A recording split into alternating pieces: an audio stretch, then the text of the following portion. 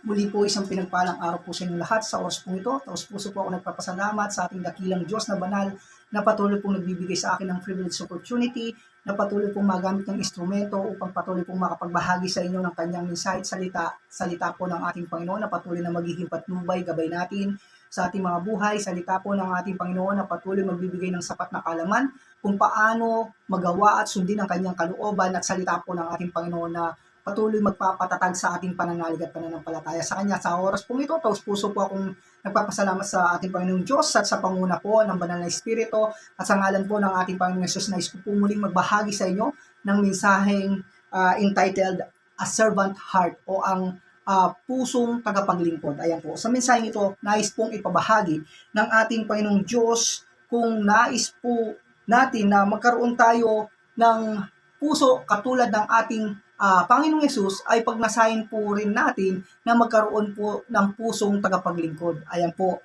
Katulad po ng ating Panginoong Yesus doon sa book of Marcos chapter 10:45, ganito po ang nasusulat.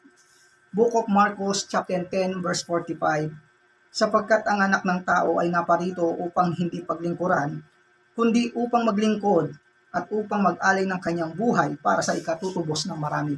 Ayan po sa verse 45 ng Marcos chapter 10, ipinahayag po ng ating Panginoong Jesus doon na even po siya na kahit siya po ay Diyos, anak ng Diyos, ay meron po siyang pusong tagapaglingkod.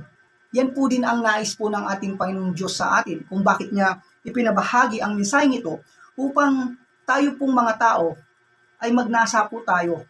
Magnasa po tayo na magkaroon ng pusong tagapaglingkod, puso na katulad ng ating Panginoong Yesus na sa kabila ng kanyang pagka-Diyos, sa kabila ng kanyang posisyon, ay hinangad niya pa rin ang paglingkuran tayo higit sa paglingkuran siya. Kaya po, ano po ba, kapag po ba tayo nagkaroon ng pusong tagapaglingkod, ano po ba ang pwedeng mangyari sa atin o ano po ang pwedeng gawin sa atin ng pusong ito kapag hiningi po natin sa Diyos na, Lord, bigyan mo po ako ng isang pusong tagapaglingkod o pusong naglilingkod sa iba. Ayan po.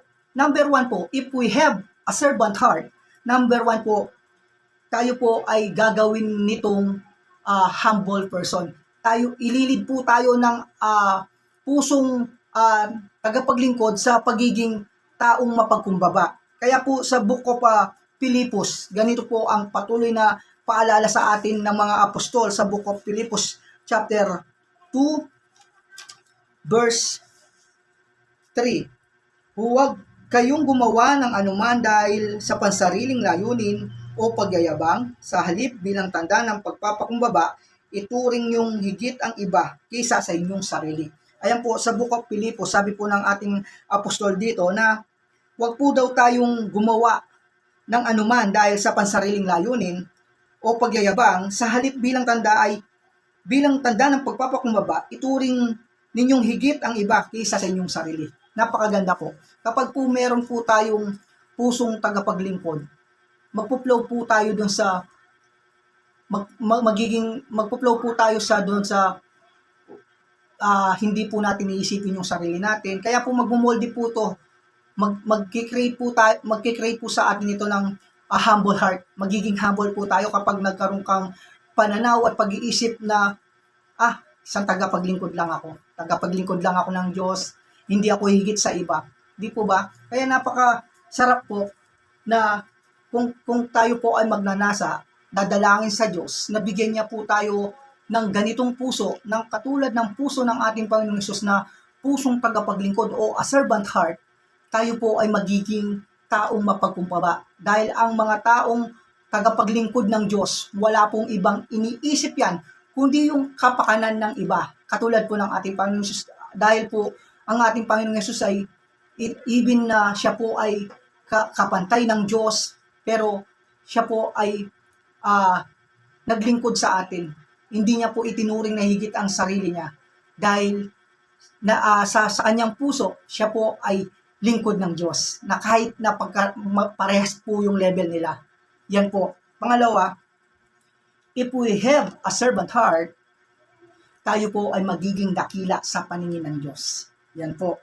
Sa Book of Matthew chapter 20, verse 20 to 26, yung mga disciple po ni Jesus, dahil sa kanilang paglilingkod, dahil sa kanilang pagpapagal, ginagawa na paglilingkod sa ating Panginoong Yesus, nagtanong sila, sabi nila kay Lord Jesus, kung ano ang mapapala nila sa kanilang ginagawa, at sino daw yung magiging dakila. At sinagot po ng ating Panginoong Yesus sa verse 26 na kung gusto daw nilang maging dakila sa iba, ay kailangan nilang paglingkuran ang iba. Ayan po, even na sa atin, the more po tayo naglilingkod sa iba, na tayo po ay nagiging dakila sa paningin ng Diyos. Hindi po yung tayo yung pag ikaw ang meron, ikaw yung dakila sa paningin. Hindi. Ang gusto po ng ating Panginoong Diyos ay maging humble tayo. Gusto ng ating Panginoong Diyos na lagi nating ituturing na higit ang iba kaysa sa ating sarili. Kaya po pag ganun po ang naging pananaw natin sa buhay, tayo po ay nagiging dakila sa paningin ng Diyos. Yung mga taong nagpapakumbaba, sabi nga po sa salita niya, ay siyang itinataas ng Diyos. At ang mga taong nagmamataas, ay siya po ang binababa ng Diyos. Kaya po napakaganda at napakasarap na magkaroon ng a servant heart at ng humble heart. Kaya po, yan po, if we have a servant heart, ito po ang maganda dyan. Kapag po meron po daw tayong pusong tagapaglingkod, napakadali po nating magawa ang kalooban ng Diyos. Dahil kung lagi nating magiging isip at pananaw na tayo ay tagapaglingkod ng Diyos, napaka-isip po na unawain, mahalin ang ating kapwa, dahil yan po ang pinapagawa ng ating Panginoong Diyos, di po ba? Yung mahalin ang ating kapwa, gaya ng pagmamahal natin sa ating sarili, tayo ay magpatawad sapagkat tayo pinatawad rin ng ating Panginoong Diyos. Kaya po, to be close, if we don't have a servant heart o kung wala po tayong pusong tagapaglingkod, it is hard to serve God. Ayan po. Ulitin ko po, if we don't have a servant heart, it is hard to serve God. Ayan po. Yan po ang katotohanan.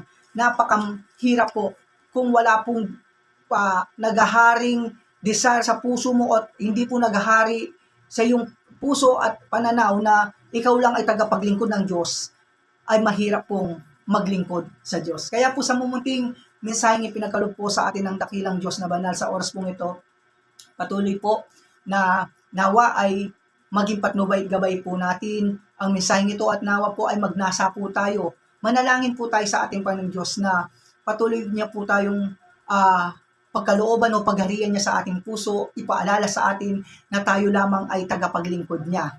Upang patuloy pong magawa nating ang kanyang kalooban at patuloy pong may bahagi rin po natin ito sa kapwa natin.